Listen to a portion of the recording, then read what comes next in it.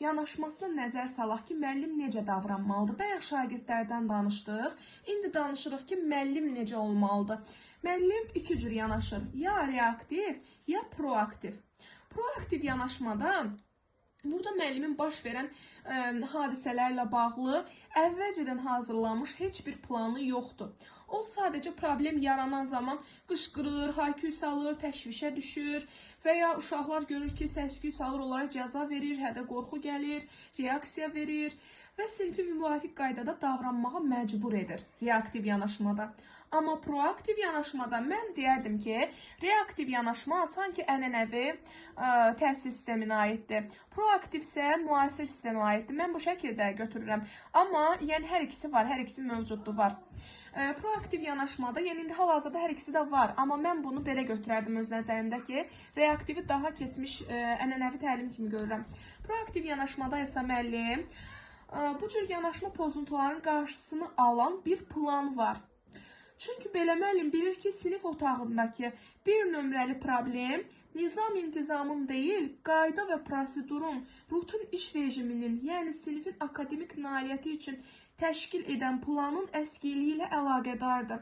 Yəni həmin sinifdə qayda yoxdursa, prosedur yoxdursa, nizam-intizam qurulmayıbsa, qayda yoxdursa, o zaman bu sinifdə əskiliyi var və əlbəttə ki, xaos da olacaq, nizam-intizam da pozulacaq. Bunlara müəllim öncədən bilir, proaktiv müəllim bunu öncədən planlaşdırır.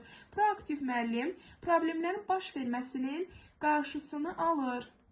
Bu hissəyə bağlı sualınız var, reaktiv, proaktiv yanaşma ilə bağlı. Əla.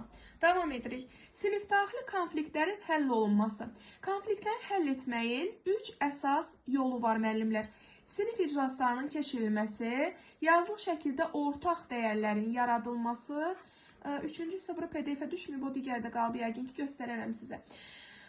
Sinif iclaslarının keçirilməsi deyən zaman burada müəllim iclas keçirir. Amma iclasda həmin uşağın adını açıq formada səsləndirmir. Demir ki, filan uşağın səhvinə görə filan uşaq filan eləmişdi və ya nə. Bu şəkildə uşaqların adını bildirmədən, gizli şəkildə saxlayaraq, konfidensiallığı saxlayaraq bir sinif iclası keçirir. Və burada başlayır uşaqlara suallar verməyə. Uşaqlara başlayır suallar verməyə ki, məsələn, bu cür davranışa sizin reaksiyanız necə olardı və ya incildiyiniz zaman siz necə başa düşərdiniz, necə reaksiya verərdiniz, bu kimi belə suallar verməyə başlayır müəllim uşaqlara və uşaqlar hərəsi başlayır öz fikrini deməyə. Bu şəkildə söhbət əsnasında səhvi olan uşaq, şagird öz səhvini bir növ anlayır. Bilir ki, harda səhv etmişəm, mən necə davranmışam, əslində necə davranmalıyam. Bu çox güclü bir vasitədir uşaqların bunu dərk etməsi barədə. Bir də var yazılı şəkildə ortaq dəyərlərin yaradılması. Burada şagirdlərlə müəllim yenə də söhbət aparır və onlara dəyərlərin yaradılması ilə bağlı effektiv həll yolunun əsasını qoyur. Deyir ki, bir-birinizə qarşı, yəni hansı məsuliyyətləriniz var, necə davranmalısınız, bunlar haqqında bir məlumat vərəqi hazırlayır. Həmin bu məlumat vərəqini də sinifdə göz görən bir yerə asır. Məsələn, qapının girişində ola bilər, məsələn, lövhənin yanında ola bilər və şagirdlər onu görərək artıq xatırlayırlar ki, bir-birlərinə qarşı necə davranmalıdırlar, bir-birlərinə qarşı münasibətləri necə olmalıdır ki, və bu zaman sinifdə konflikt həll olunmağının qarşısı alınır. Sonra digər PDF-i görüm göndərməmişəmsə onu da göndərim. Bircə saniyə müəllimlər. Acıqlanmaqla, qışqırmaqla dayandırmağa çalışırdı. Xaosu, səsküyü dayandırmaq istəyirdi. Amma indi hal-hazırda müəllim müsbət və etibarlı bir münasibət qurmalıdır uşaqlarla. Bunun da yerinə səsinin tonunu qaldırmaq əvəzinə göz təması qurmaq daha yaxşıdır.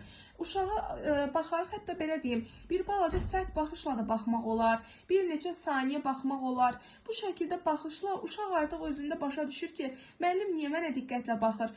Əgər dərs vaxtı danışırsa, özünü yığışdırır, düzəldir. Əgər belə deyək də, nəsə bir nadinclik eləyirsə və ya dərsi dinləmirsə, fikri başqa yerdədirsə, müəllimin ona qarşı diqqətlə baxmağıyla bunu düzəldir bir balaca. Və ya müəllim yaxınlaşa bilər uşağa. Səssizcə sadəcə yaxınlaşar, görər ki, uşaq uzaqdan baxmır.